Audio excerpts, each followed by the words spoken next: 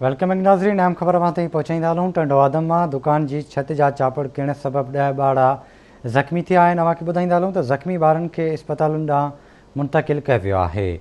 Update कयूं पिया, टंडवादम में दुकान की छत जा चापड़ किरण सबब 10 ॿार ज़ख़्मी थी पिया आहिनि। आगाह कयूं पिया, ज़ख़्मी ॿारनि खे इस्पतालुनि ॾांहुं मुंतक़िल कयो वियो आहे। टंडवादम में ख़बर पहुचाई पिया, दुकान की छत जा चापड़ किरण सबब 10 ॿार ज़ख़्मी थिया आहिनि। ज़ख़्मी ॿारनि खे इस्पतालुनि ॾांहुं मुंतक़िल कयो वियो आहे।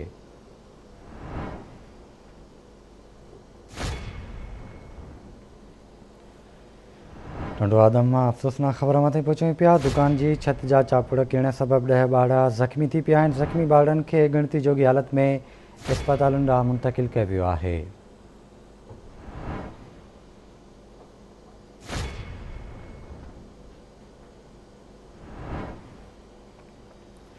टंडवादम में ही ख़बर पहुचाई पिया, दुकान की छत जा चापड़ किरण सबब 10 ॿार ज़ख़्मी थिया आहिनि। ज़ख़्मी ॿारनि खे ज़ख़्मी हालत में इस्पताल मुंतक़िल कयो वियो आहे।